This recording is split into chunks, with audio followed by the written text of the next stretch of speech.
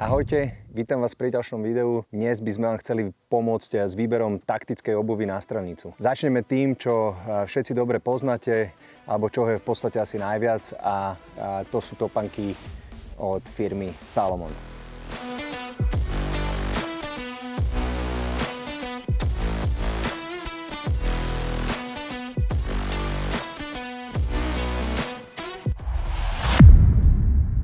Začneme týmto modelom, nosíme ich takmer všetci. Ja mám jeden model, Gabo má jeden model, Peťo má jeden model. Už ich prestávame nosiť, hej, ešte donosíme tieto modely, pretože neboli sme s nimi úplne spokojní.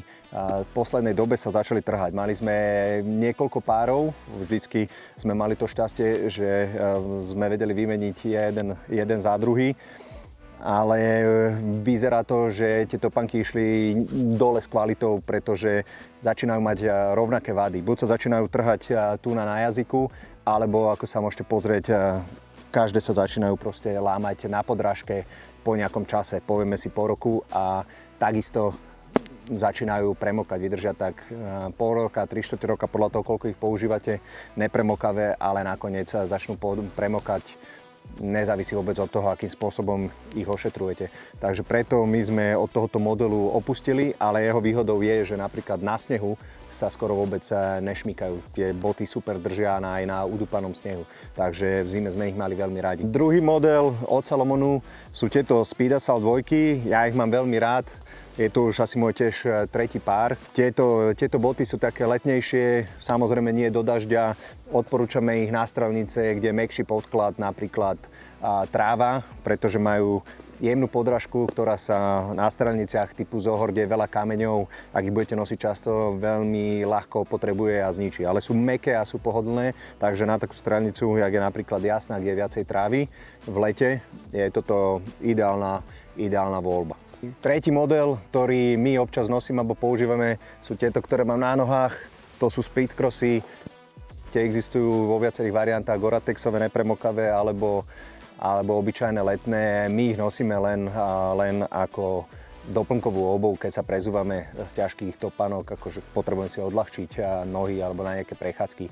Už na strelnicu alebo do nejakej záťaže by sme odporúčali topánky, ktoré vám budú fixovať kotník, čo tieto Speed Crossy, ktoré sú pôvodne vyvinuté na behanie v lese, vlastne neumožňujú. Takže ak Speed Crossy tiež sú ľahučké, dobre sa nosia, ale neodporúčame ich do nejakej väčšej záťaže na strelnici. Ďalší model, ktorý teraz prichádza do popredia, je tento Garmont, tieto boty od Garmontu. Ja som na ne narazil v jednom obchode a sa mi páčil ten dizajn a som si ich kúpil a musím povedať, že som s nimi veľmi spokojný, pretože som ich mal minulé na strelnici v úplnom daždi minulý týždeň, keď veľa pršalo, po šlenky som chodil po strelišti ľudia a vôbec mi nepremokli. Takisto sa veľmi dobre nosia, sú ako papučky, keď ma na začiatku trochu tlačili na jednej strane, ale povolilo to a som s nimi veľmi spokojný. Aj s dizajnom, aj s nepremokavosťou. Čo som bol prekvapený, že doma po tom jednom dni, keď som ich len tak nehal, že som ich nepoužíval, tak ešte aj na druhý deň pri izbovej teplote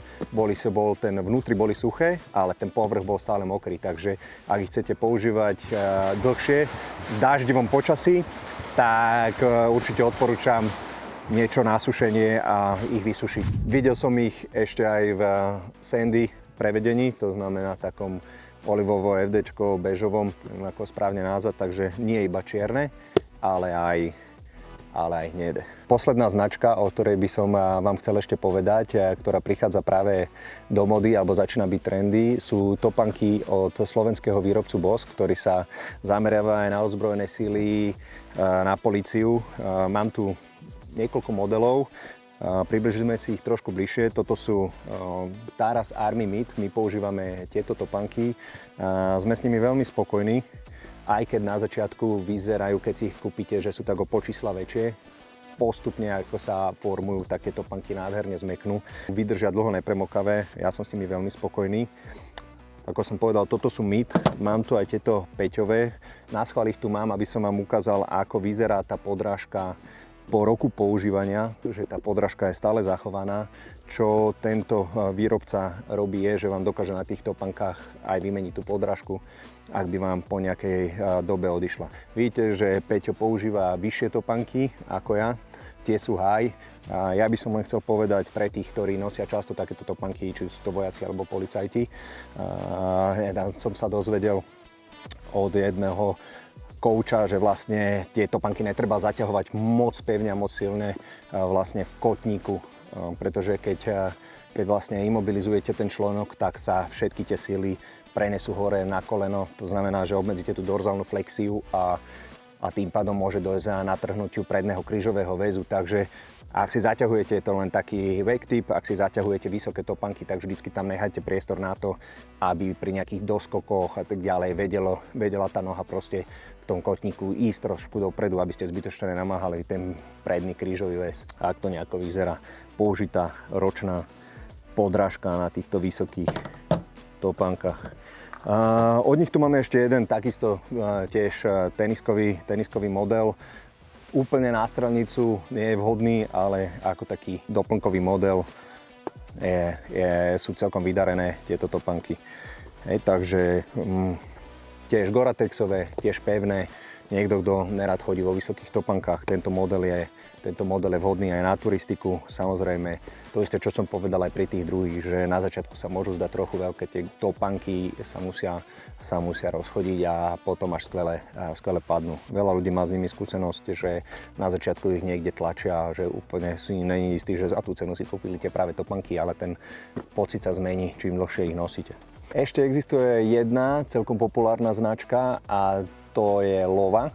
Tým sa ale ja neviem celkom vyjadriť, pretože som ich nikdy nenosil ani nepoužíval, ale chalani u nás na kurzoch ich nosievajú, takže môžeme sa popýtať ich a uvidíme, aký bude ich feedback k tejto značke. Slúbili sme vám vyjadrenie nejakých chalanov, čo lovy sami nosia. Je tu so mnou Andrej, vidím, že má lovy. Tak čo, nosiť lovy, ako dlho ich máš, Andrej?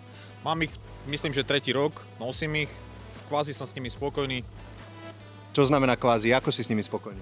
Na stupnici od 1 po 5. Od 1 po 5, 7. Nie, 5. Dobre sú to topánky. 5. Nejaké viditeľné vady po 3 rokoch, alebo čo sa s nimi stalo? Mám na ľavej topánke miernu trhlinu, ale to je z fast ropu a to tam zase pre topánky nie je žiadna sranda, takže im to odpúšťam, ale kvázi podľa mňa sú to kvalitné topánky. Nepremokavé? Nepremokavé. Ale treba sa o ne starať. Hej? Treba nejaký impregnačný sprej a vtedy fungujú. Aj po 3 rokoch stále nepremokavé? Keď sa používa ten impregnačný sprej, tak stále nepremokavé. No, tak vidíte, takže to bola user experience priamo od niekoho, kto ich nosí. A evidentne ich má rád. Aj Matej má lovy. Áno, mám. Čierne. Ako si s nimi spokojný? Dá sa. Mohlo byť aj lepšie, áno. Prečo mohlo byť aj lepšie? Keď som bol na polovačke v zime, tak bolo v nich zima. V leto bolo teplo. Bol som v nich aj na horách. Spravili mi brutálne otlaky. To boli asi nerozchodené ešte? Nie, to už boli také polročné, ročné. A nepremokavé sú? To áno, to nemôžem povedať, že nie. A ináč teraz, koľko ich už máš? Ako sa ti v nich chodí? Možno druhý rok ich budem mať. Alebo nejak tak rok a pol. Akože chodiť sa mi dobre, ale do nejakých extrémov, tak to asi nie som úplne spokojný. Takže na túru by si ich nebral, nepremokavé sú. A na strelnicu? Na strelnicu sú fajn. Aké máš druhé boty? Atami. A od tých nerobíme recenziu. Vlado, aj ty máš lovy. Ty máš také isté, ako má Andrej a ako si s nimi spokojný, len v inej farbe. A nie, ty máš vyššie. Ja mám vyššie, ale mám ešte jedny, ktoré sú tie stredné. Čiže v podstate mám akože v 2 farbách. Ja som s nimi maximálne spokojný. V podstate mňa netlačia, sú nepremokavé. Za mňa sú komfortné, dokonca niektorí vrajú, že sa v nich šmíka, ani sa mi v nich nešmíka. Takže za mňa akože spokojnosť. Ja by som je nejakým spôsobom nemenil. Pre mňa sú komfortné aj na viacej dní, alebo či už na jeden akurát. Jediné, čo je, že ja som si už tieto kúpil trošička o pol čísla väčšie, lebo tie prvé som mal tak, ako nosím topánky. Len tie podno trošička ma už tlačili, ale tieto sú úplne v pohode. Stále sú nepremokavé? Stále sú nepremokavé. Už ich mám nejaké 2-3 roky. Aj na turistiku ich nosím, respektíve aj na strelnicu, takže za mňa úplne bez problémov. Vydržia aj nejaké horšie zaobchádzanie. V podstate ani som je nejak nečistil, oni sa vždycky očistil trávu samé, takže hovorím, sú nepremokavé, takže vždycky si zoberiem na takéto nejaké príležitosti vyššie, aby mi to neprešlo, ale inak pohoda. Tak, počuli ste profesionálnu recenziu od salesmana a za toto určite dostane z lovy nejaké páry zadarmo. Takže ja už pri týchto Peťových topánkach, ktoré mal od rana, na sebe viacej nevydržím. Takže držte sa a vidíme sa pri ďalšom videu. Dúfam, že vám toto pomôže s výberom správnej obuvi na strelnicu. Čaute, vidíme sa na strelnici.